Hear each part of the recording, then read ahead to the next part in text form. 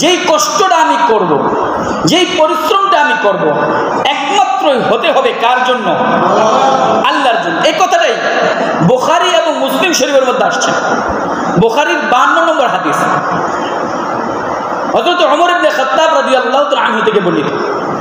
عن عمر بن الخطاب رضي الله تعالى عنه قال قال رسول الله صلى الله عليه وسلم إنما الأعمال بالنيات وإنما لامرئ ما نوى فمن كانت هجرته إلى الله ورسوله إلى آخر الحديث أو كما قال عليه الصلاة والسلام زوري بلن الله أكبر حضرت عمر بن الخطاب رضي الله تعالى عنه থেকে বর্ণিত হুজুর আকরাম সাল্লাল্লাহু আলাইহি ওয়াসাল্লাম বলতেছেন, ইন্নামাল আ'মালু বিন্নিয়াত, নিশ্চয় সকল কর্ম তার নিয়তের উপর নির্ভরশীল।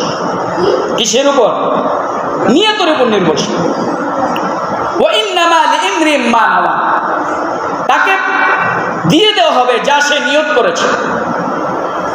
এখন এরপরে ইনশাআল্লাহ রাসূল সাল্লাল্লাহু আলাইহি ওয়াসাল্লাম বলতেছেন, ফামান কানাত হিজরাতুহু ইলাল্লাহি ওয়া রাসূলিহি, যদি তার হিজরতটা আল্লাহ এবং রাসূলের জন্য হয় তাহলে তার হিজরতটা আল্লাহ এবং রাসূলের জন্য গণ্য করা হবে। জোরে বলেন সুবহানাল্লাহ। তারপরে অংশ বলতেছেন, আর তার হিজরতটা যদি কোনো দুনিয়াবি আশায় এবং কোনো মহিলাকে বিবাহ করার আশায় হিজরত হয় তাহলে সে ওই দুনিয়া এবং মহিলাকে বিবাহ করার জন্যই তার হিজরতটাকে গণ্য করা হবে। তাহলে বোঝা যাচ্ছে আমার নিয়ত যেদিকে যাবে, আমার নিয়ত যদি আল্লাহ এবং রাসূলকে রাজি খুশি একমাত্র আল্লাহ এবং রাসূলকে সন্তুষ্ট করার উদ্দেশ্য হয় তাহলে আমার নেকির বদলা আল্লাহ রাব্বুল আলামিন দিবেন। আর যদি আমার মানুষকে দেখানোর জন্য হয়, দুনিয়াবীর কোনো আশায় হয়, তাহলে আল্লাহ রাব্বুল আলামিন আমাকে দিবেন না। কিরকম? সূরা আলে ইমরানের মধ্যে আল্লাহ রাব্বুল আলামিন ঘোষণা করতেছেন, আউযু বিল্লাহি মিনাশ শাইতানির রাজীম, বিসমিল্লাহির রহমানির রহিম, وما كان لنفس أن تموت إلا بإذن الله كتابا مؤجلا ومن يرد ثواب الدنيا نؤته منها ومن يرد ثواب الآخرة نؤته منها وسنجزي الشاكرين ضرب الله أكبر। সূরা আলে ইমরানের 145 নম্বর আয়াত, 4 নম্বর পারা, 7 নম্বর পৃষ্ঠা, আল্লাহ রাব্বুল আলামিন বলতেছেন, প্রত্যেক আত্মার মৃত্যু আল্লাহ রাব্বুল আলামিনের হুকুম ছাড়া হয় না। তাহলে বোঝা যাচ্ছে প্রত্যেকটা যেই জিনিসের আত্মা আছে, রূহ আছে, প্রত্যেকটা জিনিসে যখন মৃত্যুবরণ করা হয় সকল পূর্বেই প্রথম কার হুকুম লাগে? আল্লাহ। একটু সকলে বলেন কার? আল্লাহ। জোরে বলেন কার?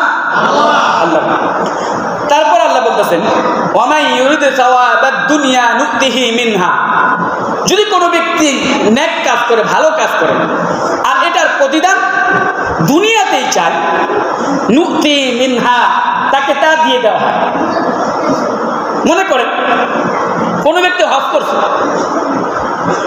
সে তার মনে কি আশা, আমি হজ করব, মহল্লায় যখন মক্কা এবং রাসূল আকরাম সাল্লাল্লাহু আলাইহি ওয়াসাল্লামের রওজা মুবারক জিয়ারত করে বাংলাদেশের মধ্যে আসবো, মানুষ আমাকে হাজী সাহেব বলবে, মানুষ আমাকে এই বলবে, মানুষ আমাকে ওই বলবে, এই নিয়তে যদি করে, এটার কথাই বলছেন, দুনিয়ায় যদি কোনো আশা করে নেক আমলের বদলা চায় তাহলে নুতি মিনহা, তাকে এই দুনিয়াতেই তাকে দিয়ে দাও। বলেন নাউযুবিল্লাহ।